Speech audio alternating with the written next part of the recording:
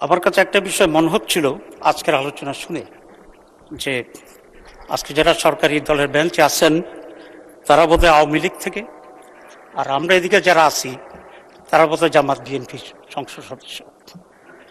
কারণ হচ্ছে আওয়ামী লীগ যখন ক্ষমতায় ছিল, আমরা বিরোধী দলে ছিলাম, তখন আওয়ামী লীগ যে ভাষায়, যে ভঙ্গিতে, যে স্পিরিটে জামাত যে বিষয়ে জামাতের বিরুদ্ধে বলতো এবং কন্ডেম করত, ঠিক আজকে সরকারি দলের ওই সাইড থেকে একই ধরনের আচরণ আমরা লক্ষ্য করছি। দীর্ঘ সংগ্রাম, আন্দোলন, জীবনদানের কথা তো এখানে সকলেই বলছেন বারবার, এবং এটাই সত্য ছিল যে অনেক জীবন রক্তের বিনিময়ে আজকের এই অবস্থা আমরা আসতে পেরেছি। এবং এই সংগ্রামে বিএনপি, জামাত, অন্যান্য দলগুলো আওয়ামী লীগের বিরুদ্ধে সমভাবেই সংগ্রামে আমরা একত্রিত ছিলাম। যেমন আজকে মাননীয় সেক্রেটারি জেনারেল আছেন বিএনপি, উনি আজকে আমাদের দলীয় নেতা এবং আমির জামাত ছিলেন। তারা সকলে অনেক সময় গোপনে একই গাড়িতে চড়ে ঘুরে ঘুরে আওয়ামী লীগ বিরোধী আন্দোলনের কর্মকৌশল ঠিক করেছিলেন এবং প্রোগ্রাম ঠিক করেছিলেন। কিন্তু আজকে এটা মনে হচ্ছে যে আমরা বোধহয় সবসময় এক পক্ষে ছিলাম এবং অপর পক্ষে আপনারা ছিলেন, এবং অত্যন্ত উত্তপ্ত একটা সংসদীয় অবস্থা আপনি এখানে দেখতে পাচ্ছেন।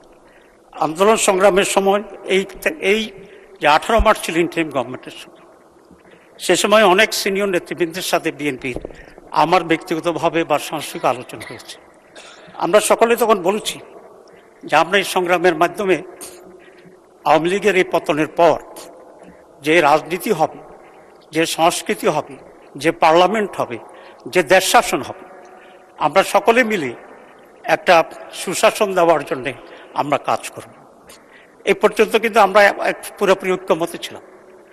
কিন্তু নির্বাচনের পরে, সরকার গঠনের পরে আমরা একটি ভিন্ন চিত্র আবার দেখতে পাচ্ছি, যেটা এই জাতিকে হতাশ করবে, আমাদেরকেও রিয়েলি একটা পর্যায়ে সে হতাশ করবে।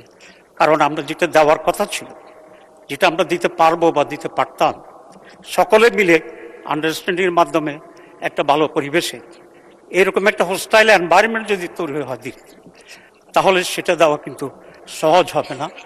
এবং সেরকম একটা ফ্রাজাইল পরিস্থিতিতে দেশের মানুষ যেটা এক্সপেক্ট করে যে qualitative change in politics, qualitative change in the parliament এবং qualitative change in our attitude and mentality, এটা অর্জন করতে হলে অনেক সদস্য সরকারি বেঞ্চরা বলেছেন ধৈর্য সহকারে আমাদের এগোতে হবে। আমি এটার সাথে একমত।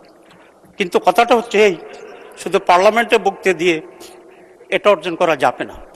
এই জন্য সত্যিকারভাবেই আমাদের মনের পরিবর্তন এবং আমাদের অ্যাটিটিউডের পরিবর্তন দরকার।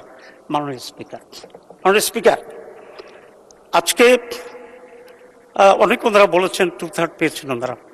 ওকে, নির্বাচন নিয়ে যদিও অনেক কথা আছে, কিন্তু তারপরেও আমাদের মহান নেতা আমির জামাত এই result with some reservation, criticism, আমরা কিন্তু অ্যাকসেপ্ট করে নিয়েছি। আমরা এখানে অন্যান্য যে ট্রেডিশনগুলো ছিল, আগে কিছু হইলেই মানি না, আসবো না, গণ্ডগোল হচ্ছে, সেটা কিন্তু আমরা করিনি।